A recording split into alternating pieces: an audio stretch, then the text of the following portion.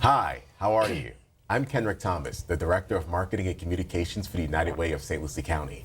And today I have the American Red Cross with me. I have Sarah Ruwe, who's the Executive Director, and Phill Brodeur, who is the Community Volunteer Leader. How are you today? Great. Thank you so much for having us and sharing our mission. Well, thank you for coming on as well. You know, I know hurricane season we're here now, so it's very important, and we do have to stress the importance of getting prepared for hurricane season. Right. Well, before we start, what is the mission of the American Red Cross? So the American Red Cross prevents and alleviates human suffering in times of emergency by mobilizing the power of volunteers and the generosity of donors. So basically, that's our mission. What we do is we are there to help in times of disaster, from single-family fires to hurricanes to wildfires. Great. So I know a lot of people may be unaware, where is your local chapter located? So our local chapter actually serves St. Lucie, Indian River, Highlands, and Okeechobee County. Our St. Lucie office is located in the Castle building on Midway Road. We share space with Castle. Oh, okay, great. Right. So we're pretty much right down the street from each other. Exactly. Very close to the United Way building. Right. That's great. What programs do you offer? So our major program that we do is we do our disaster preparedness, response, and recovery. So we do a lot of community disaster education. We will come out and talk to people about what they need to do to be ready for home fires, for hurricanes, for floods, lightning. We do service to armed forces. That's a very important component of what we do. We were chartered by Congress to do two things: to serve in times of disaster and to maintain that emergency communications with our military men and women. And we're still doing that today. Wow, that's really great. Right. How does it make you feel to be able to provide something like that for the community? You know, I've been with the Red Cross for 17 years, and people say, "Why have you stuck out that long with the Red Cross?" And the mission of the Red Cross is, number one, to help people who are in their worst times. So we're really the organization that puts people's compassion into immediate action. We're there. When there's a home fire, we're there within 2 hours. When there's a hurricane, we're there before the storm starts. When there's a wildfire, we're there to help folks. And we're there to help veterans and their families in their times of need. So I'm still there because of the mission and because of the way it's delivered, which is through our volunteers. 96% of our effort is done by volunteers. That's good. And your organization does really great work in the community. How do you get your funding sources to be able to continue the great work that you do? So we are a non-government organization. We are not funded locally by the government. So we rely on the generosity of donors like United Way, we are a United Way agency, obviously, and just local donations. We really rely on the public to support us. And that's a really good question, because a lot of folks, we are a national organization, but donations are considered local and stay local, unless the donors say to us, "Oh, well, there's that huge flood in Oklahoma. We want our money to go to that." Right. Now, how has this year been for you? Have you had any local responses that you've had to deal with this year? Or single-family fires. We respond to about 1 or 2 fires a week in our 4 counties. The majority of them are in St. Lucie County. It's the biggest population. Really? So we have not had any large local events since Irma. That was our last big event. But we train our volunteers and our staff, and we respond to the events that happen throughout the country. So we had a lot of volunteers who went to Hurricane Michael. We have a volunteer now who is up in Oklahoma serving as a health services volunteer. We have another volunteer who's working remotely to help with finances. So she's not traveling, but she's working supporting our disaster operations. And in turn, heaven forbid something comes here, those volunteers from the rest of the country are going to come and support us in St. Lucie County. Now, if there's a family out there who's in need of your services, what is the process they will need to go through? So we have a dispatch line. We are called generally by the fire dispatch. So we're partnered with the fire department. When there is a fire, they will say to the clients who've lost their home, "Do you need Red Cross assistance? Do you have a place to stay?" If their clothing are gone, they call us, and then we send a team out. So. Great. So tell me a little bit about your preparedness education in the home fire campaign that you have. So our home fire campaign our goal is to reduce deaths and injuries by 25% in the United States over a 5-year period. And we're doing that by going into homes that are vulnerable homes, doing education and installing free smoke alarms. So interestingly enough, we have saved more than 589 lives. So that is people who had no smoke alarms or non-working smoke alarms. The Red Cross has gone in, put in alarms. The people have had a fire. They've gotten out and lived to tell about it. We did a smoke alarm installation in Broward County 2 weeks ago. That night, one of the families had a fire and got out. That night. So 3 lives were saved. So we work with the fire department, we work with law enforcement to find those vulnerable communities, and then our volunteers go through and work with the families and the communities to install those smoke alarms. And also for our Day of Caring event last year. Right, you were there, weren't you? Yes, I was there taking pictures, and a lot of the people who are associated with the American Red Cross were really just walking the street and going in the houses, installing smoke detectors, and there were so many people who were thankful for that. And Right. it's helped a lot of people as well. Right, right. Which is really good. Right. Now, Phill, I'm pretty sure the American Red Cross is always looking for volunteers. Absolutely. As Sarah mentioned, over 90%, I think it's even closer to 94, 94 to 96, 94% of the Red Cross is run by volunteers. I'm a volunteer. We have volunteers coming in and wanting to say, you know, I'm retired or I just feel like I want to, like Sarah said, I have compassion for people. I want to help them. And so we have places for volunteers that cover everything from going to a disaster and working, or as Sarah said, maybe we actually have some people that are very involved who are limited in their ability or mobility. They can work from home and as volunteers through some of our other programs we have. We have retired service members that want to work with reaching out to veterans. We have all kinds of different programs, and all these programs are pretty much on a day-to-day basis operated by volunteers.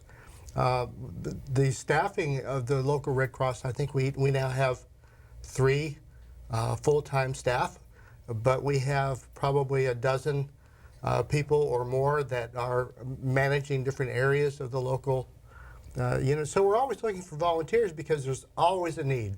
And I would encourage anybody that's interested in knowing more, there's no commitments. One of the things I loved about coming to the Red Cross is I had no idea what they do. I had no idea what my options were. One of the beautiful things is you can try different areas and find the perfect fit. It might take a little while. You might learn a little bit, well, no, I really don't want to do this, but gee, I'm interested in that. We had some new volunteers orientations last night, and the volunteers said, I'd like to know more about being involved in information and planning. Like Sarah talked about, when we go out and deploy, we have to count on how we're going to get everything in the right places, who's going to go, things like that. So yeah, there's lots of opportunities. Now, let's say, for instance, there's someone who is watching the show right now and they want to participate, they want to volunteer. How would they go about doing so? Well, we try to make it very simple. So the way we've done it is on the homepage of the American Red Cross website, which is redcross.org, redcross.org. Up on the bar, up right below the address, is a little volunteer link. You click on that volunteer link, and they're going to ask you a couple of questions. One of the things they're going to ask you is what your zip code is. And they will direct you to a page of information about the local area.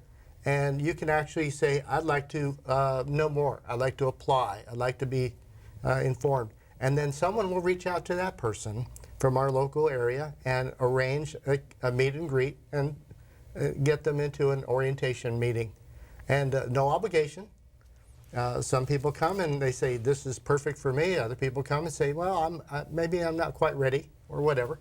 And that's the easiest way to do it. And we've been working at trying to make sure that nobody gets who's expressed interest is left behind. That's really good. Yeah. Now, this is the first month of hurricane season. What should people do to get ready for the hurricane season? Well, Red Cross is encouraging people to focus on 3 things, basically. Get a kit. A hurricane kit for your house. Everyone needs to have just some basics, like a gallon of water per day per person in the house, some non-perishable food sources that they can have. If they're planning on staying in their home, get a kit. If you're planning on leaving, you still need a kit because you want to probably put in some medications, maybe prescription glasses if you have a spare pair, some clothing, some things like that. A map is a good thing to have. I found that out after Irma. GPSs don't always work real well, and I got lost over in Fort Myers. Oh, wow. So, yeah, there's a whole host of things they can do to prepare, but basically prepare. Think about it. Where do I want to go? Do I want to stay? Do I want to go? If I'm going to go, where am I going to go? How would I get there? And we found in the past that waiting until the last minute to get on the road is not a good idea either. So, you know, make a plan. That's the second thing. And the third thing is stay informed. You know, we've got such great media. We've got radio, television, constantly telling us what the latest updates are. Don't wait till the last minute to decide, I've got to do something.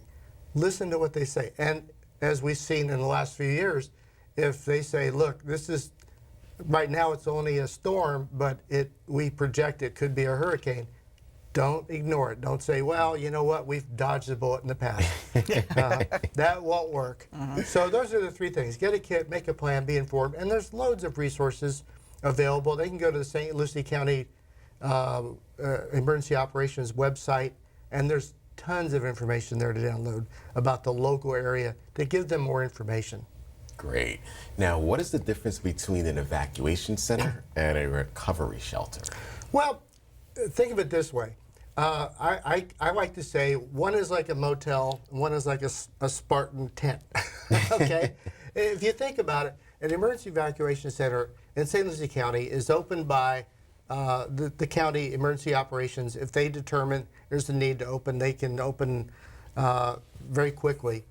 And they're in the school system, so they'll open up, and you'll go in basically, and you'll be there for the duration of the event. If it's just simply an overnight event, for example, you might check in at 4 o'clock in the afternoon or whatever time you need to, and be out of there in the morning. So you're just going to bring some basic, what I call overnight accommodations for yourself. We provide shelter. That's exactly what it is. It's shelter.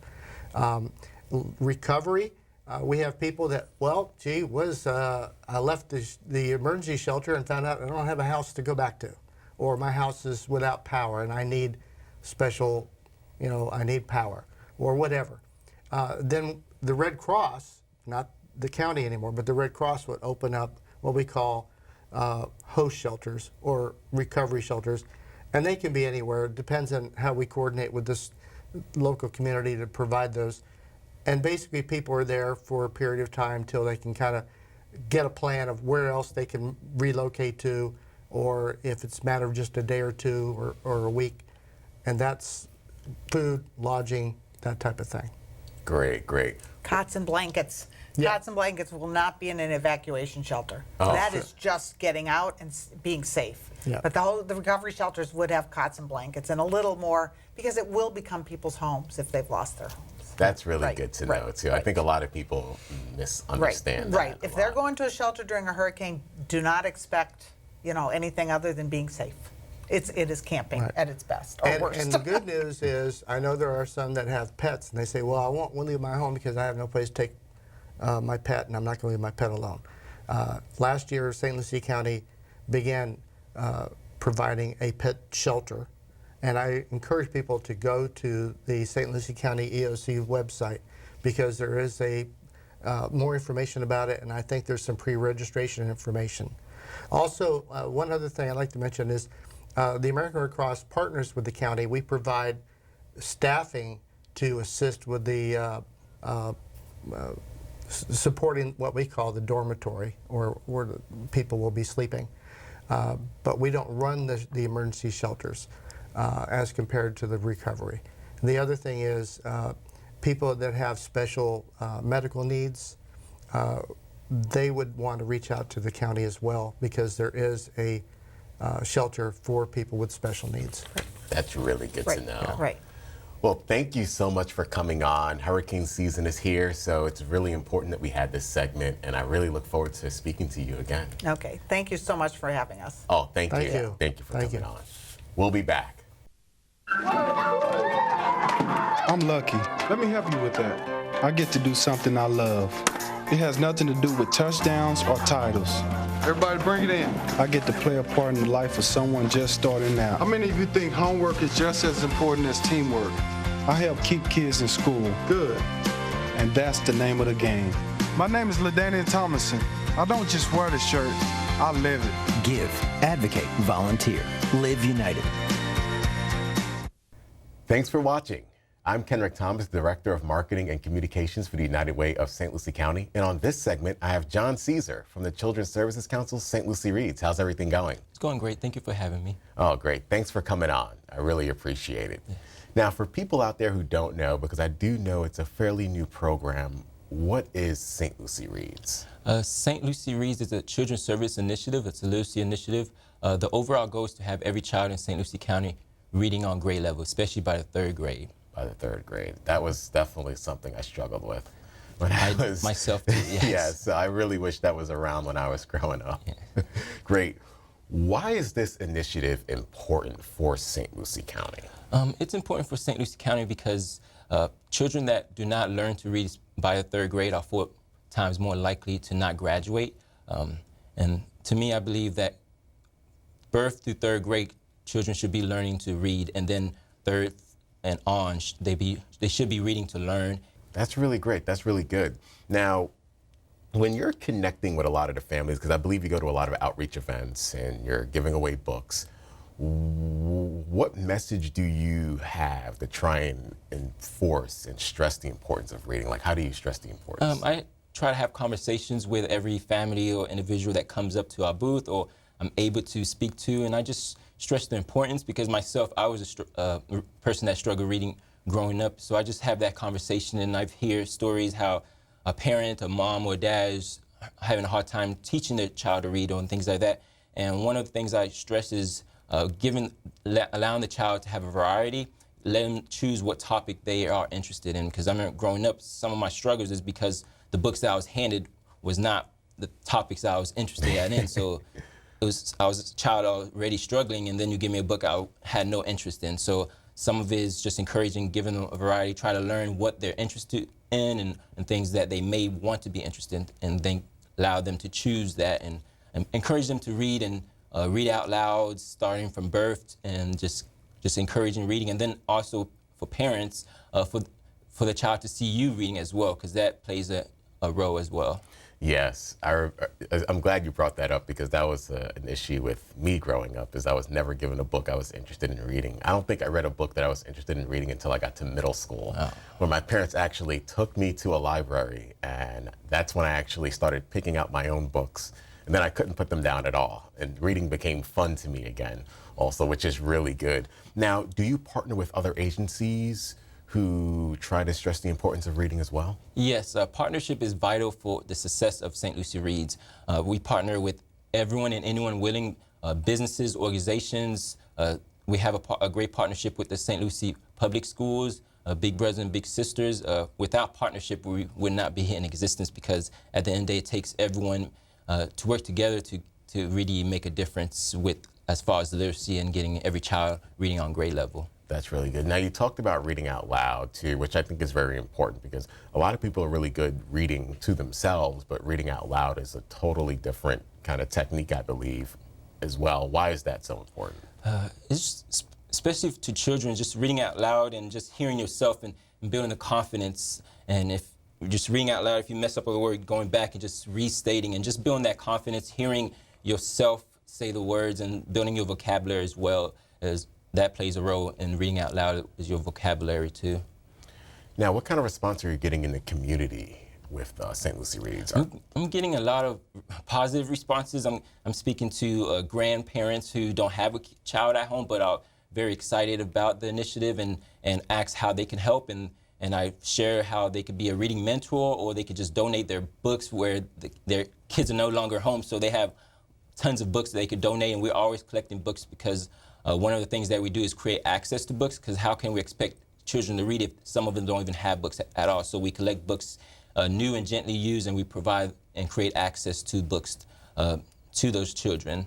And then speaking to families, I remember speaking to a mom, and she was just trying to figure out, how do I get my child to read, or how do I help them be a better reader? So as I hear that, I go back to Children's Services, and we try to draw a plan how we could create trainings and things like that to those families, so we could be able to assist them in assisting to teach their children how to read as well.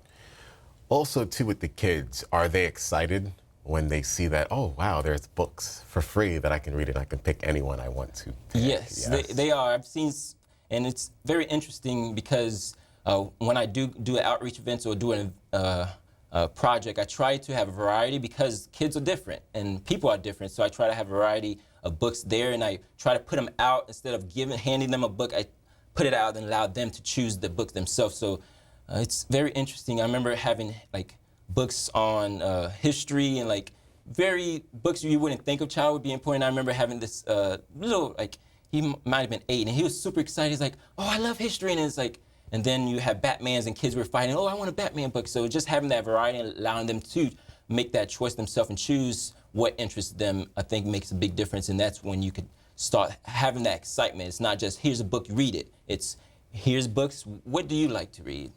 That's good. Also, too, I know this number may vary, but I know when we were at Oxbow at the Earth Day, you gave away, I think, nearly over 200 books. Oh, yes. Is that like normal when you go to outreach events? It varies depending how big of the event is. So the Oxbow was the biggest number of books I gave out at one event as far as outreach. But we also have done projects. We recently finished a project where we partnered with the school board and Alpi Early Head Start, and we donated, or I should say give bags where they had full of resources, and each child received 3 to 5 books in those bags. So we have several projects where we're trying to give books and trying to not just books but also resources to the parents, like reading guides, and where the parents could use while the child is reading to ask questions and just try to engage the children that way.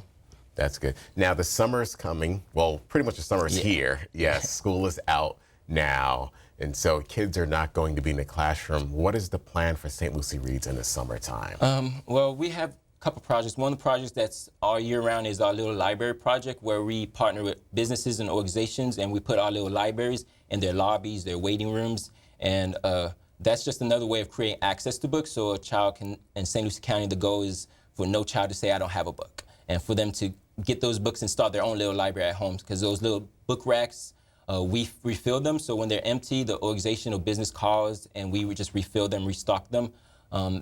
So that project is all year round. Then for the summer, we have a little book fair tour that we created for this summer, and this book fair tour the idea came from my wife and I when we were talking, and we were just talking, trying to come up with an idea how to reach the children, and she mentioned book fair, and I remember growing up, book fairs, I was excited. Even though I was a struggle reader, when I heard a book fair, I was excited. I was like, yay! But then by the time the book fair ended, I wasn't as excited because I couldn't afford nothing. I remember maybe just being able to afford a pencil, and I was like, so that's where the idea came from. So we partner with 10 locations, 10 summer camps where we're pushing in and we're creating a book fair. So we're having books out, brand new books that were ordered. We have pencils, we have little toys, and every child gets a raffle tickets so they can have opportunity to make it feel like they're buying the item. It's not just a free give me, they're actually buying the items. So we actually just did 2 this past week. We went to Alpi Early Head Start and 4 Pearson Points and Lucie locations, and we set up the tables and the book racks, and every child had an opportunity to pick up 3 books that they liked and the little toys. So they were very excited. And this is going to be going throughout the whole duration of the summer? Yes, so our first one was this past Monday, and our last one would be August 2nd.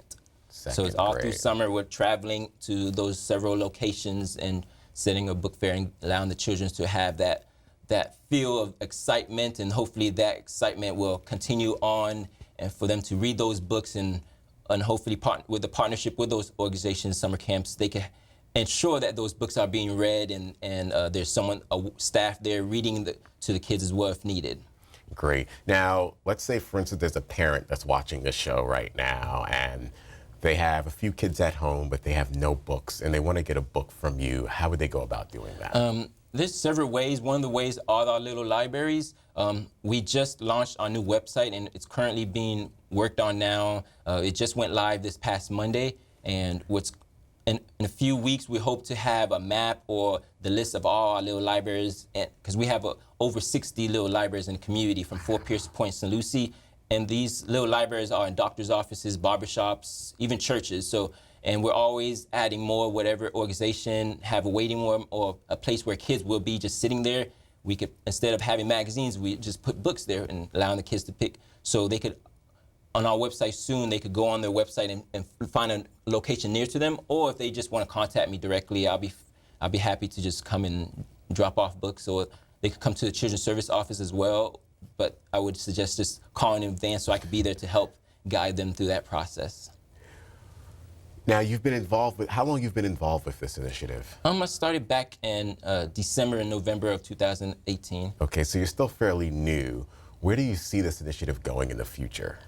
I see it with partnership with the community, organizations, businesses. I see it actually meeting the goal of every child reading on grade level, especially by third grade.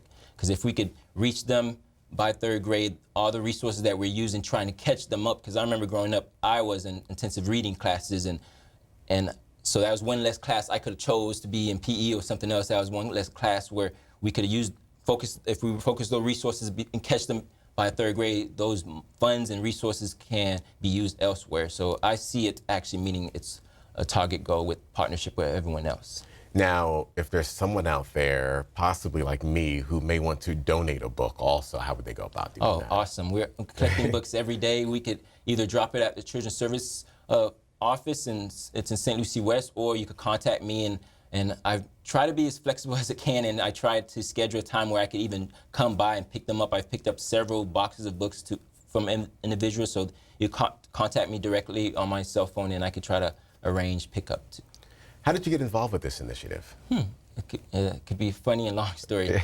As a struggling reader, when I've heard of this through Children's Service Council, at first I was hesitant because I was like, I'm not a teacher, I'm not even a great reader, but I know the importance of reading. I now have my master's, and so Great. When I've heard of that and I looked into it, and I was like, okay, I can do this because I can use my weaknesses or the things that I struggle with to try to reach and impact those kids just like me growing up. So it was through Children's Service Council who shared the information with me, and I am now here. Oh, that's great. That's really good. And you're doing such a really good thing in the community, because there's so many kids who need to read on grade level, and your initiative is definitely helping them with that. Thank you. But I want to thank you so much for coming on. It's been really great speaking with you, and hopefully this is not the last time. We definitely got to speak again. Thank you for inviting me. Yes. Thanks for watching.